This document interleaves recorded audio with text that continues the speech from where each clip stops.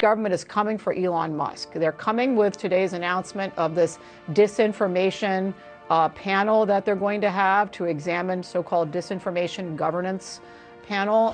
That is really the government trying to impose the censorship that Elon Musk is saying is no longer going to exist on Twitter. Mr. Secretary, who's Nina Jankowicz? She is the newly appointed individual in our Office of Policy in the Department of Homeland Security. And is she the new executive director of the disinformation? Is she the new executive director for Disinformation Governance Board? She is the executive director of the Disinformation Governance Board. And is this the same individual who said the dossier was real and the Hunter Biden laptop story was false? Is that the individual who's now running the Disinformation Governance Board? I'm not familiar with those statements. Been reported widely.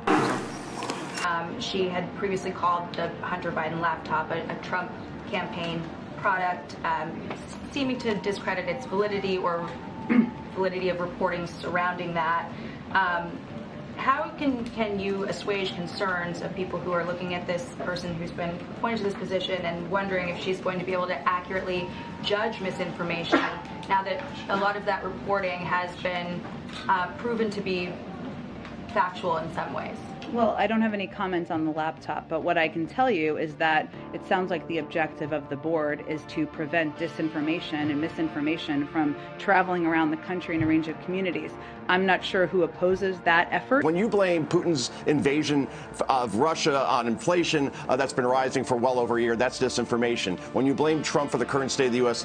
Border, that's disinformation. Or when you say democracy is in peril if voting rights aren't federalized, maybe you shouldn't be the arbiters of truth at this point, guys. They want to be able to say things like Russia collusion and perpetuate hoaxes and then have people like us be silenced. They want to be able to advocate for COVID lockdowns. They want to be able to advocate for school closures, things that are not supported by the evidence, but then when you speak out, they want to stifle dissent.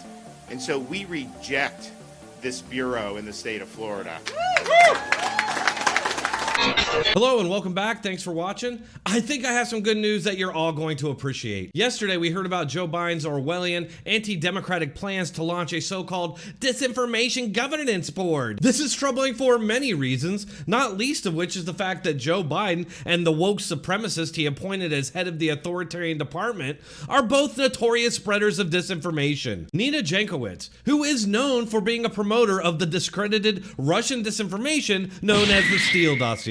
Not only is the Steele dossier itself Russian disinformation, but in that tweet, she claimed that the inclusion of the Steele dossier didn't influence the conclusions of the Intelligence Committee assessment. But that's just not true. James Comey and Andrew McCabe both fought to include information from the Steele dossier in the 2017 ICA on Russian election interference. And although the CIA and NSA ultimately overruled their efforts, the dossier was still summarized in a classified annex attached to the report. So let me just get this straight.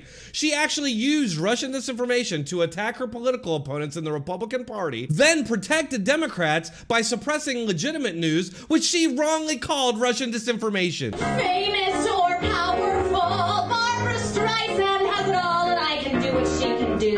So why is she rich, famous, and powerful, while I'm still stuck here singing Christmas songs for all of you? What does it take to be famous and powerful?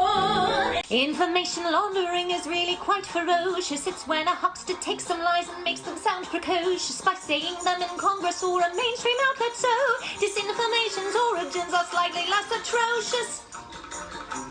It's how you hide a little lie. It's how you hide a little lie. It's how you hide a little lie. I think there's a general concern about Trump supporters potentially showing up armed to the polls, and these sorts of voter suppression, voter intimidation, that's illegal everywhere.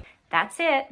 Now you can get back to your Netflix and your Zoom happy hours and lots of washing your hands. I guess promote her to the head of the information ministry. Now, as foreboding as this news is, we do now have confirmation that blowback is incoming. According to the Benny Johnson Show, Republican members of Congress tell me that legislation is being drafted as we speak to defund the Joe Biden Ministry of Truth. And it doesn't stop there. He's also reporting that, quote, they are not just going for defunding, this is an all-out war footing.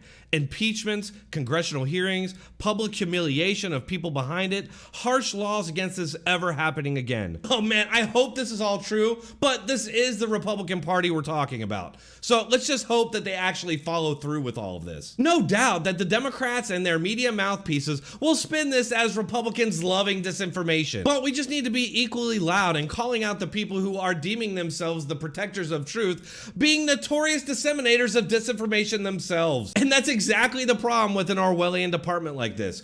Who gets to decide what disinformation is and isn't? I mean, if you're the police, who will police the police? I don't know. Coast Guard? Especially when the self-appointed guardians have long track records of spreading information that was false. All right, that's it for that one. Hit that like button and please share this video. Then let us all know what you think in the comments. See you all next video.